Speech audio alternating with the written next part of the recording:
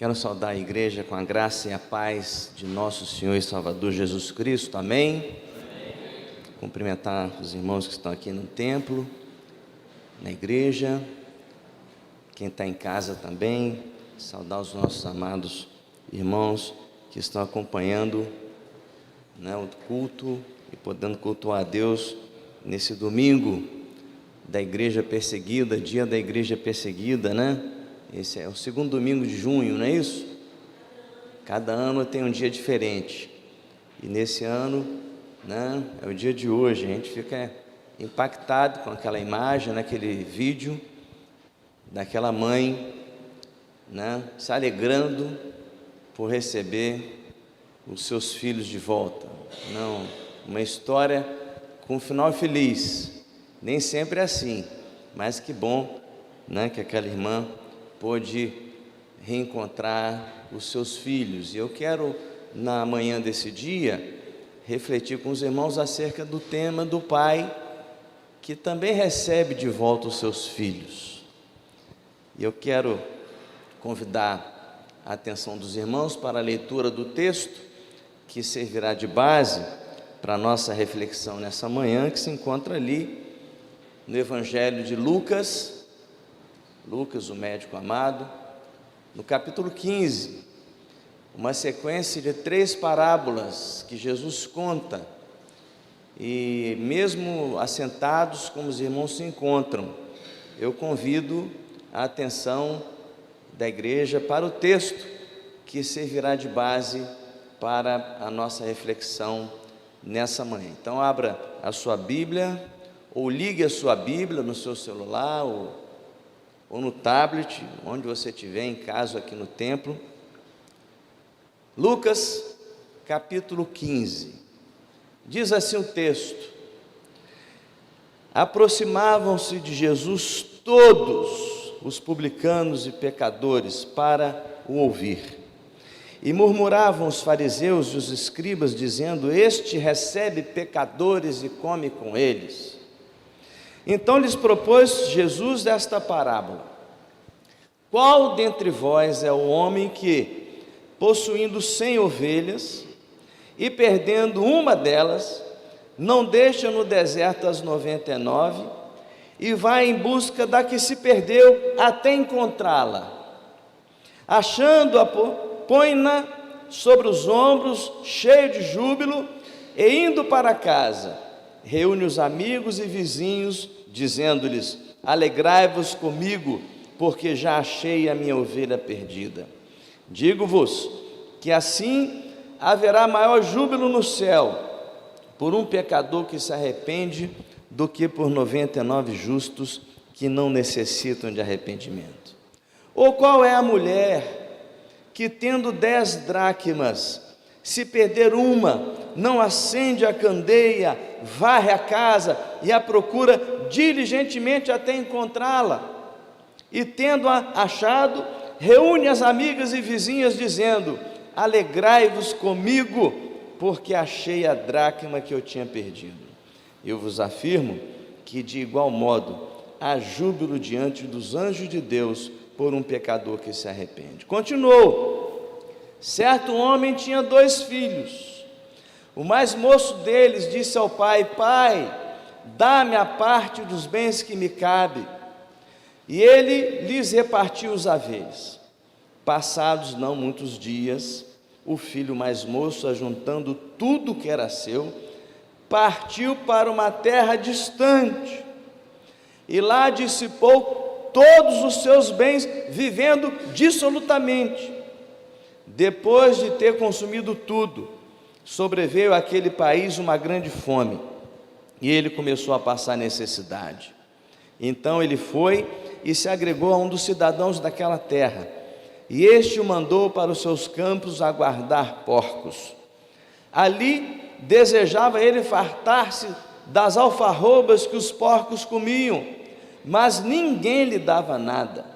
Então, caindo em si, disse: quantos trabalhadores de meu pai têm pão com fartura, e eu aqui morro de fome. Levantar-me-ei, irei ter com meu pai, e lhe direi: pai, pequei contra o céu e diante de ti, já não sou digno de ser chamado teu filho, trata-me como um dos teus trabalhadores. E levantando-se foi para seu pai. Vinha ele ainda longe, quando seu pai o avistou, e compadecido dele, correndo, o abraçou e beijou, e o filho lhe disse: pai, pequei contra o céu e diante de ti, já não sou digno de ser chamado teu filho. O pai, porém, disse aos seus servos: trazei depressa a melhor roupa, vestiu, ponde-lhe um anel no dedo e sandália nos pés, trazei também, matai o novilho cevado, comamos e regozijemo-nos, porque este meu filho estava morto e reviveu, estava perdido e foi achado. E começaram a regozijar-se. Ora, o filho mais velho estivera no campo, e quando voltava, ao aproximar-se da casa, ouviu a música e as danças. Chamou um dos criados e perguntou-lhe o que era aquilo. E ele informou: veio teu irmão, e teu pai mandou matar o novilho cevado, porque o recuperou com saúde. Ele se indignou e não queria entrar. Saindo, porém, o pai procurava conciliá-lo. Mas ele respondeu a seu pai: há tantos anos que te sirvo, sem jamais transgredir uma ordem tua, e nunca me deste um cabrito sequer para alegrar-me com os meus amigos. Vindo, porém, esse teu filho, que desperdiçou os teus bens com meretrizes, tu mandaste matar para ele um novilho cevado. Então lhe respondeu o pai: meu filho, tu sempre estás comigo, tudo que é meu é teu. Entretanto, era preciso que nos regozijássemos e nos alegrássemos, porque esse teu irmão estava morto e reviveu, estava perdido e foi achado. Vamos orar, irmãos. Senhor nosso Deus, nosso Pai, rogamos a Ti, Senhor, que o Senhor fale no nosso coração, apesar de mim, apesar de nós, que o Senhor visite a nossa alma, a nossa mente, o nosso intelecto, o nosso ser, nessa manhã, com graça, com misericórdia, com verdade. Edifica, Senhor, a Tua igreja, segundo a sua necessidade. Fala ao nosso coração, destapa os nossos ouvidos, faz cair a venda dos nossos olhos, para que possamos ouvir, para que possamos enxergar, para que possamos compreender a Tua vontade para nós neste domingo. Fala conosco, é a oração que te fazemos, em nome de Jesus. Amém. Meus irmãos, as 3 parábolas deste capítulo são passagens clássicas do Evangelho de Cristo, da igreja cristã. O texto que nós lemos é a primeira vez que todos os publicanos e pecadores se reúnem para ouvir o Senhor Jesus Cristo. E os escribas e fariseus, eles murmuram contra o Senhor Jesus: este recebe pecadores e come com eles. A mesa, a participação da mesa é um símbolo muito forte no Evangelho de Lucas da inclusão daqueles que são marginalizados pela sociedade. Enquanto Jesus atraía os pecadores, os fariseus repeliam os pecadores. Os fariseus consideravam o tratamento dado por Jesus como sendo um ultraje à religião da época. E Jesus tratava e recebia os pecadores. E os fariseus consideravam aquela gente indigna de estarem comendo na mesa, indigna do amor de Deus. O outro grupo, os publicanos. Quem eram os publicanos? Os cobradores de impostos. E nós estamos aqui sobre a égide do Império Romano. Então, os judeus que cobravam impostos para o Império Romano, eles eram muito mal vistos na sociedade, porque além do jugo do Império Romano estar sobre Israel, havia gente do grupo dos judeus, do grupo da nação de Israel, que cobravam os impostos em nome daqueles que os oprimiam. E além disso, além de serem colaboracionistas com o sistema, eles mesmos se enriqueciam às custas dos seus próprios compatriotas, dos seus próprios patrícios. Essa gente não era bem vista. Mesmo assim, Jesus recebia todos os publicanos e pecadores. E pior, comia com eles. Os recebia em seu seio, na sua mesa, na sua própria mesa. E essa visão distorcida dos escribas e fariseus acerca da religião, Jesus então conta 3 parábolas que expressam o amor de Deus que procura incansavelmente o perdido. Jesus fala da ovelha perdida, Jesus fala da dracma perdida, a moeda perdida, e Jesus fala dos filhos perdidos. Interessante que as 3 parábolas também vão apresentar uma certa proporção. Na primeira parábola, a proporção é de 100 para 1, eram 100 ovelhas, uma se perdeu. A segunda parábola, da moeda perdida, da dracma perdida, eram 10 moedas, uma se perdeu.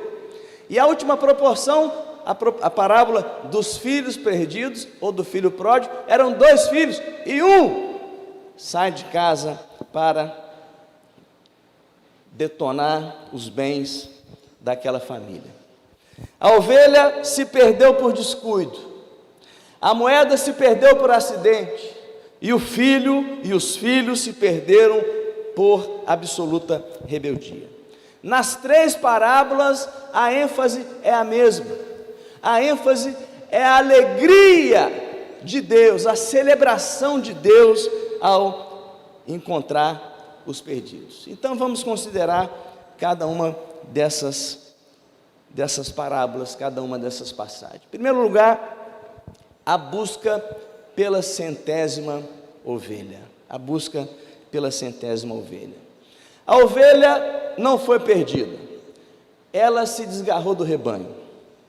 Ela foi atraída, aquela ovelha, por novos horizontes, novas miragens, novas visões, novas pastagens, novas aventuras, e com isso ela se afastou do convívio das outras ovelhas. Ela não pensou no risco de cair no abismo, ela não pensou no risco de se perder no deserto, ela não pensou no risco de ser devorada por algum animal predador. Ela não fez nenhuma conta de chegada. E a ovelha é um animal frágil, é um animal indefeso, é um animal míope, sequer não enxerga direito, ela não consegue se defender sozinha. A segurança da ovelha está exatamente no cuidado do pastor, a segurança da ovelha está no convívio com o rebanho. E aquela ovelha se afastou daquele rebanho. Interessante, meus irmãos, é que a passagem nos apresenta o pastor que não desiste da sua ovelha. O pastor não desistiu da sua ovelha. O pastor também não ficou culpando a ovelha por sua fuga inconsequente. Ele vai atrás. Ele deixou as 99 no deserto, em segurança, e procurou, meus irmãos, fico imaginando, pelos altos das montanhas, ficou procurando pelos vales profundos. Ele foi procurar em ambientes inóspitos, hostis. E o pastor encontrou aquela ovelha em situação desesperadora, sem nem conseguir andar.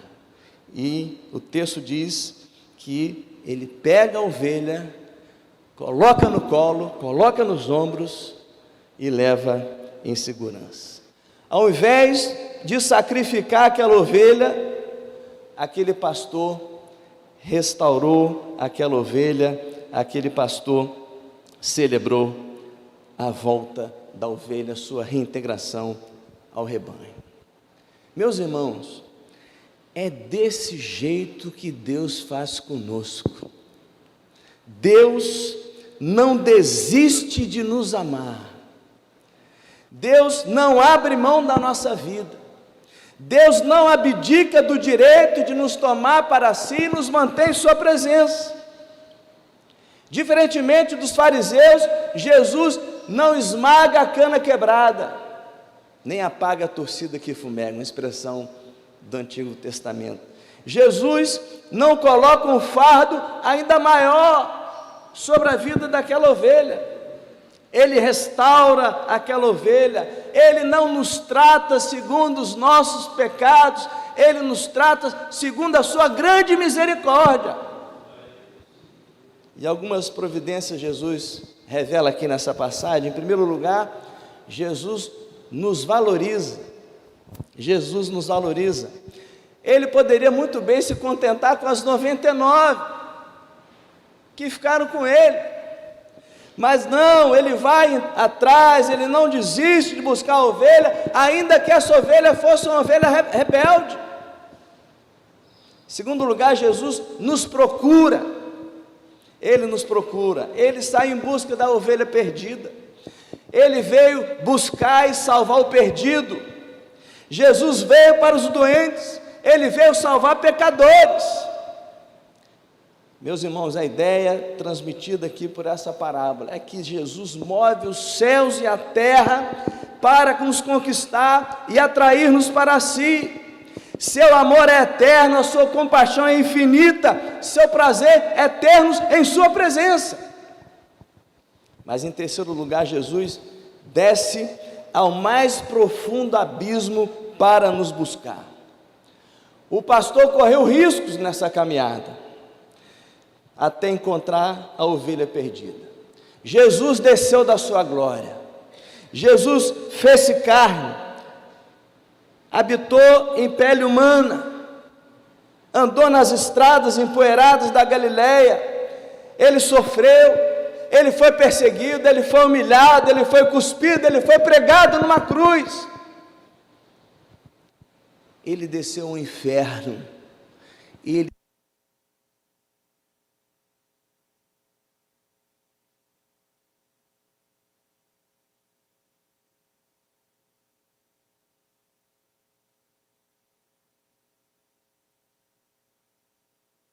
o cálice da ira de Deus.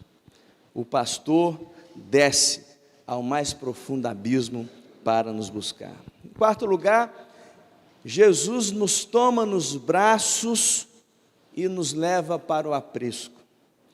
Ele nos carrega no colo, Ele nos toma nos seus braços eternos, Ele nos toma pela sua mão direita e nos leva à sua glória. Ele não sente nojo daquela ovelha que estava na lama. É desse jeito que Jesus nos trata. Ele desce e nos arranca da morte. Ele nos toma nos braços e nos leva para o céu. Amém? Além disso, Ele celebra com alegria o nosso resgate. Jesus celebra com alegria o nosso resgate. Jesus confronta os fariseus. Os habitantes do céu se alegram por um pecador que se arrepende, enquanto os fariseus ficam aqui se aborrecendo por isso. A festa no céu. Além disso, os anjos sentem maior júbilo por um pecador arrependido do que um justo que não precisa de arrependimento. Desse jeito que Ele se alegra conosco com o nosso resgate. Enquanto os fariseus ficam de mimimi, murmurando, a festa nos céus. Os anjos exultam de alegria ao verem uma ovelha sendo resgatada da morte. Deus tem prazer na nossa volta e festeja a nossa volta para Ele. Que Deus bendito, que amor infinito, que Pai pródigo em amar. Mas em segundo lugar, irmãos, a segunda parábola, a procura pela dracma perdida. A procura pela dracma perdida. A mensagem central na segunda parábola, a procura pela dracma perdida, é a mesma da anterior e a mesma da seguinte. O tema é o mesmo, a restauração daquilo que estava perdido. E vamos lá, a respeito desse assunto, da dracma perdida. Da dracma perdida. A ovelha perdeu-se por displicência. O filho perdeu-se por deliberação. A moeda perdeu-se por descuido. Jesus usou um ser racional, o filho. Jesus usou um ser irracional, a ovelha. E agora Jesus usa um objeto inanimado, uma moeda, a dracma. A dracma perdida tinha grande valor. Que grande valor é esse? A dracma perdida simboliza o ser humano que se perdeu. A proprietária aqui toma todas as providências, aquela mulher toma todas as providências para reaver a dracma perdida. Você tem grande valor diante de Deus. Aquela mulher, então, toma medidas práticas para buscar aquela dracma que havia sido perdida. Que medidas práticas foram aquelas? A mulher não se contentou em ficar lamentando a perda daquela moeda, daquela dracma. Em primeiro lugar, aquela mulher acendeu a candeia, acendeu a luz, iluminou a casa. As casas naquela época não tinham tantas portas, tantas janelas. Se você não acendesse uma lâmpada, se você não acendesse uma candeia, se você não acendesse uma luz, você não tinha como procurar uma moeda dentro daquela casa. Assim também nós precisamos de luz para buscar as pessoas que estão lá fora, que estão perdidas. Nós precisamos da luz da palavra de Deus para buscarmos as pessoas que estão perdidas. Em segundo lugar, ela acendeu uma candeia, ela varreu a casa, ela foi procurando, ela tirou muita coisa do lugar, ela fez uma verdadeira faxina, ela levantou poeira, porque ela queria encontrar aquela moeda. Muitas vezes nós vamos precisar também colocar mãos à obra, sair da nossa zona de conforto, colocar as coisas do pé à cabeça para buscar e salvar aqueles que estão se perdendo. Em terceiro lugar, ela não apenas acendeu a candeia, ela varreu a casa, mas ela procurou diligentemente até encontrar. Foi uma procura meticulosa e perseverante. A moeda se perdeu dentro de casa. E ela tomou todas as providências para encontrar aquela dracma perdida. Houve alegria, houve celebração quando a moeda foi encontrada. Jesus mais uma vez confronta aqueles fariseus com o compartilhamento da alegria pela salvação de um pecador arrependido. Quem procurou, encontrou, foi a mulher, mas a celebração foi coletiva, foi da comunidade, foi compartilhada a alegria pelo encontro daquela dracma perdida. Devemos buscar o pecador, mas também devemos celebrar com alegria quando esses pecadores são encontrados. A festa na terra, a festa na igreja, como a festa no céu, a festa na presença de Deus. O céu está conectado com a terra, as coisas que acontecem aqui refletem lá, Os anjos, eles não podem evangelizar. Essa tarefa foi entregue a mim, a você, a cada um de nós. Nós evangelizamos, mas quando o pecador se arrepende, é convertido, a igreja se alegra, mas há júbilo também no céu, dos anjos de Deus, na presença do Senhor. Eu e você somos ministros da reconciliação.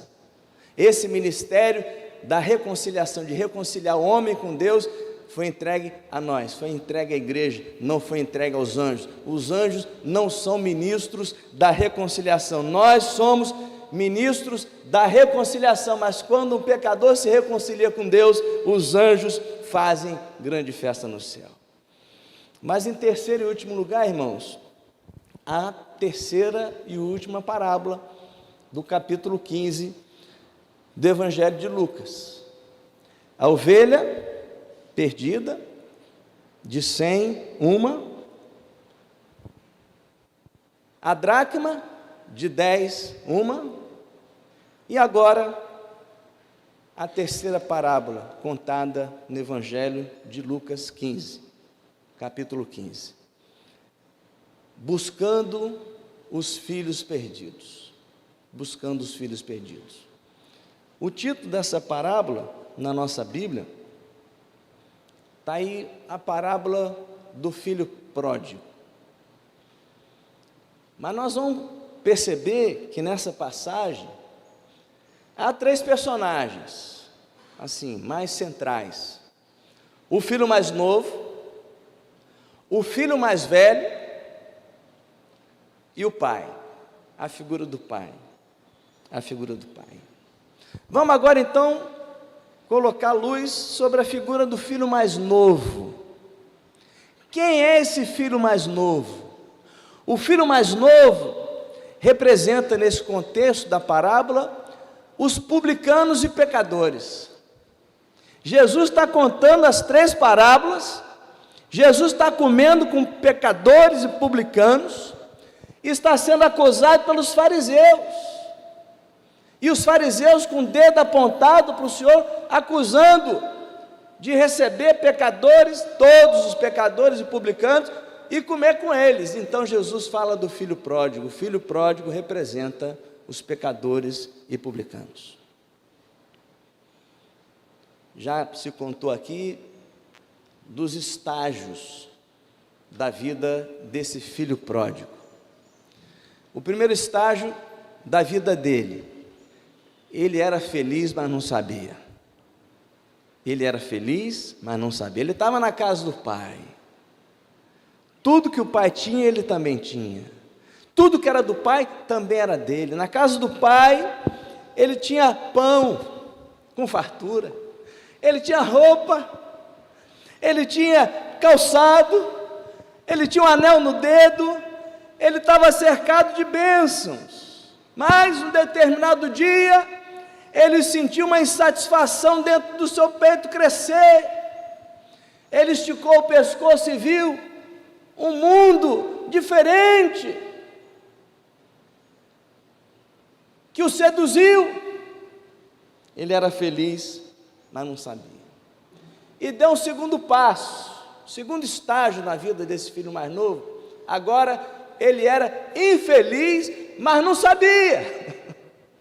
Ele estava gastando tudo que o pai lhe tinha dado, estava enfiando o pé na jaca, gastando tudo em festas, em bebida, no prazer carnal. Ele se lançou de forma total a isso, deslumbrado com as festas, iludido com o brilho fugaz do mundo.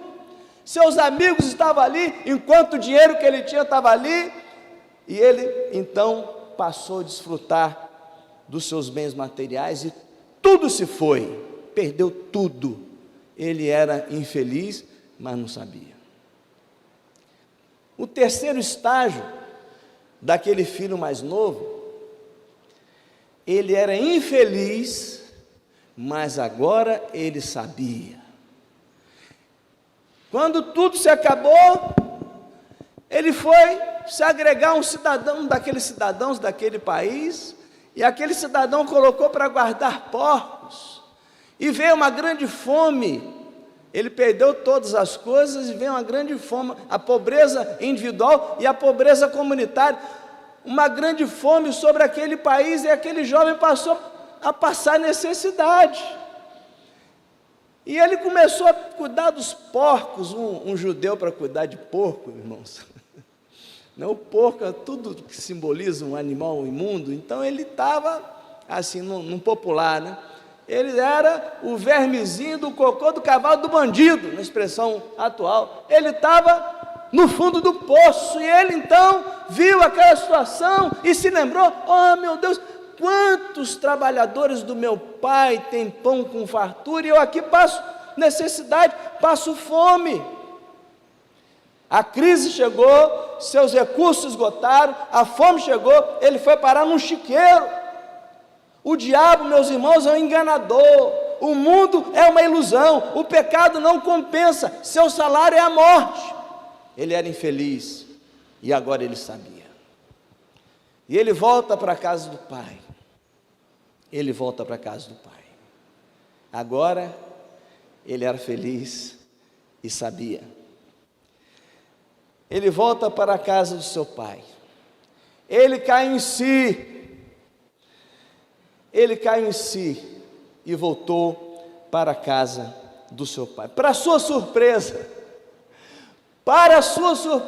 o pai o esperava ansiosamente, com mais intensidade do que ele tinha decidido voltar para a casa do pai. Seu pai correu, o abraçou, o beijou, celebrou a sua volta e o restaurou.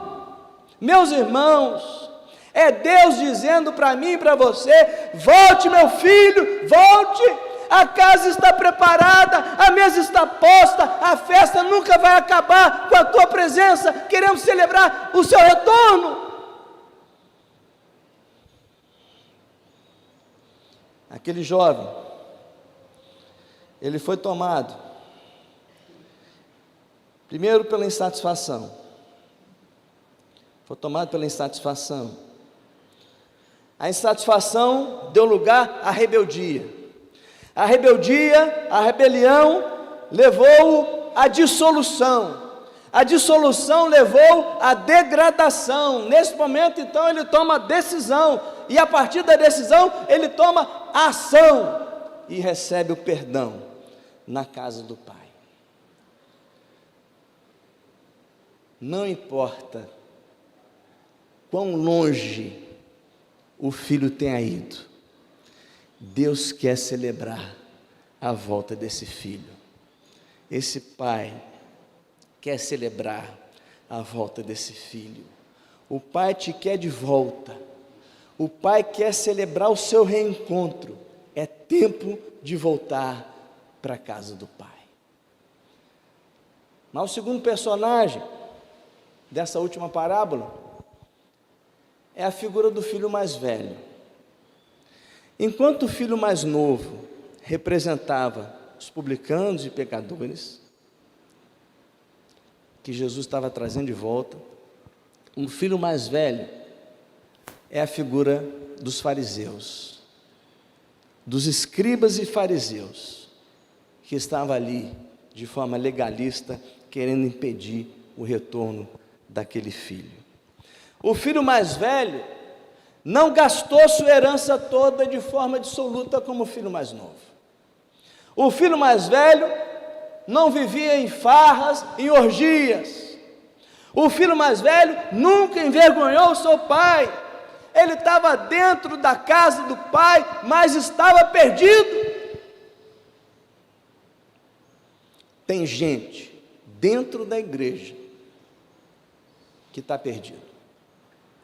E aí, algumas considerações acerca do filho mais velho. Ele vivia na casa do pai, mas desobedecia aos dois principais mandamentos da lei de Deus. Quais são os dois principais mandamentos da lei de Deus? Jesus resumiu a lei de Deus em dois mandamentos: amar ao Pai, amar a Deus sobre todas as coisas e amar ao próximo como a si mesmo. Esse filho não amava nem a Deus, nem amava o irmão. Não. Ele queria, quanto pior, melhor a situação do irmão. Jesus ensinou que amar a Deus e ao próximo como a si mesmo são os principais mandamentos da lei de Deus. Tem gente que está na igreja, mas que não ama a Deus. Tem gente que está na igreja, mas não tem amor pelos irmãos. Aquele irmão mais velho estava dentro de casa, mas estava perdido. Em segundo lugar, aquele filho mais velho, ele vivia na casa do pai, mas confiava na sua própria justiça. Ele enxergava com clareza os pecados do seu irmão, mas não enxergava os seus próprios pecados. Ele era ágil em apontar com o dedo estendido o cisco que estava no olho do irmão, mas não enxergava a trave que estava nos seus próprios olhos. Esse irmão mais velho representa aquele que foi para o templo orar e orava de si para si mesmo, dizendo: obrigado, meu Deus, porque não sou como esse pecador que está sentado aqui do meu lado. Ao passo que o pecador clamava: tem misericórdia de mim, porque sou pecador. Aquele irmão mais velho confiava na sua própria justiça. Em terceiro lugar, aquele irmão mais velho vivia na casa do pai, mas não se sentia livre. Era filho, mas vivia como escravo. Servia ao pai por medo. Ele fazia a coisa certa, mas não com a motivação certa. Ele obedecia ao pai, mas aquilo não vinha do coração. Ele não entendeu o que era ser filho. Ele não entendeu o que era ser filho. Pastor Pedro, ele contou, certa ocasião aqui na igreja, uma ilustração de um camarada que juntou todas as suas economias para comprar uma passagem de navio, para ir até o destino onde ele queria ir. Tem alguém aqui que não conheceu o pastor Pedro? Quem aqui não conheceu o pastor Pedro, levanta o braço. Poucas pessoas não conheceram o pastor Pedro. O pastor Pedro morreu recentemente, foi transferido da igreja militante para a igreja triunfante há cerca de 2 anos, mais ou menos 2020, não foi da Covid, até porque fizeram o exame nele, estava com suspeita de Covid. O sepultamento dele foi aquele, todo mundo distante, longe, não podia se aproximar. Depois saiu o resultado, depois do sepultamento, que não era Covid, mas enfim.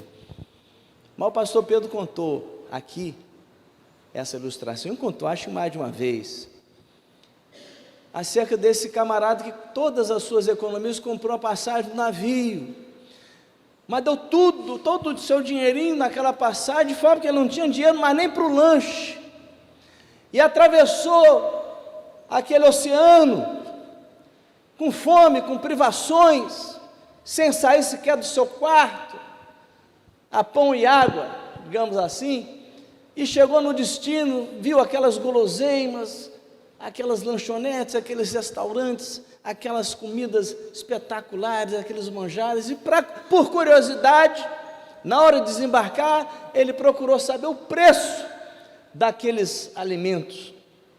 Aí que o imediato lá do comandante falou: olha, estava incluído no preço da passagem, tudo isso aqui já está pago. E o camarada passou por grandes privações. Esse filho mais velho, que estava na casa do pai, ele vivia na casa do pai, mas não desfrutava dos bens do pai. Toda a vida dele, sem festejar com os amigos, nunca comeu um cabrito quando tudo era dele. viveu a vida sem alegria, sem prazer, sem festa, sem celebração. A vida dele era um legalismo enfadonho, a marca da religião dos fariseus. E Jesus está contando essa passagem do filho mais velho para eles.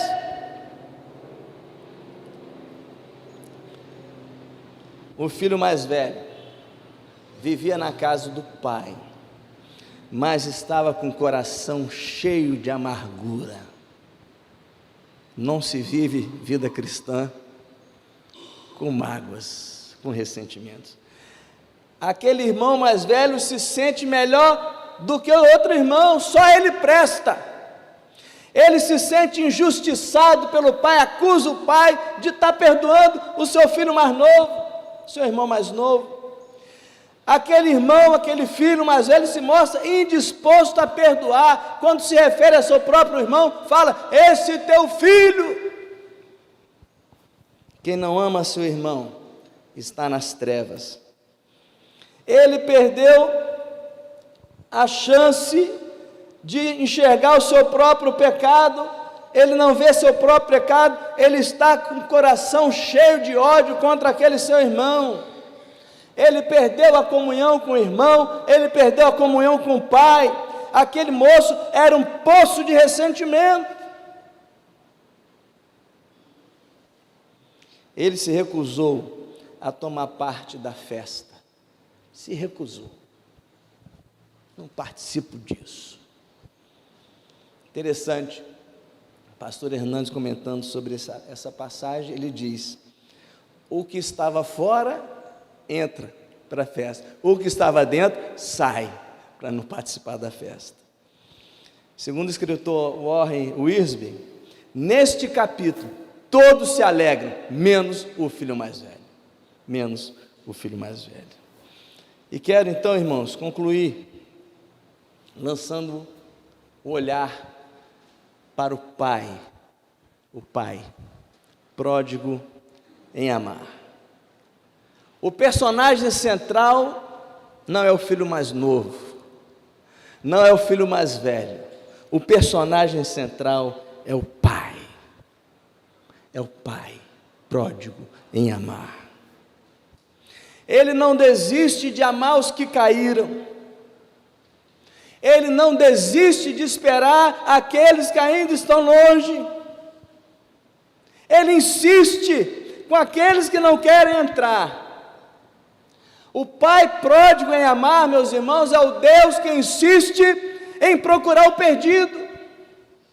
Há uma procura nas 3 parábolas, há uma procura diligente. O pastor procura a ovelha, a mulher procura a moeda, o pai procura o filho perdido. Ele não desiste de mim e nem de você. Ele nos ama com amor eterno e nos atrai com cordas de amor. Ele nos cerca, nos disciplina. Ele não cansa, nem se fadiga de nos procurar, até de nos ter de volta aos seus braços, de volta ao lar. O pai pródigo em amar é o Deus da segunda oportunidade. O pai corre ao encontro do filho mais novo e sai para conciliar o filho mais velho. Para os dois, ele oferece uma segunda oportunidade de recomeçar a vida, de estar junto com o pai. O pai pródigo em amar é o Deus que perdoa e restaura. O filho mais novo, meus irmãos, não termina nem de fazer a sua confissão, que ele tinha ensaiado lá numa terra tão distante. Não dá tempo. Antes dele completar a frase, o pai o honra, o pai o restaura, o pai inicia a festa. Deus perdoa e esquece. Deus lança no mar do esquecimento os nossos pecados. O pai pródigo em amar é o Deus que festeja a volta dos perdidos para o lar. A parábola, meus irmãos, não destaca a alegria do filho que voltou. A parábola destaca a alegria do pai que recebeu. É o pai que recebe, é o pai que é pródigo. Não é o filho que é pródigo, é o pai que é pródigo em amar, em dar tudo para nos termos de volta. nas 3 parábolas, a comemoração de alegria, pela ovelha que voltou, pela dracma que se encontrou, pelo filho que voltou. Eu e você, meus irmãos, somos muito importantes para Deus. Ele faz uma festa na terra, Ele faz uma festa no céu. É desse jeito que Ele nos quer. E Deus hoje está nos convidando a voltarmos para Ele. Deus convida você, a igreja convida você, as escrituras convidam você, o Filho de Deus convida você. Jesus diz: vinde a mim, todos que estáis cansados e sobrecarregados, e eu vos aliviarei, e eu vos aliviarei. O Pai, pródigo em amar, te recebe nesta manhã, em nome de Jesus, para fazer uma festa.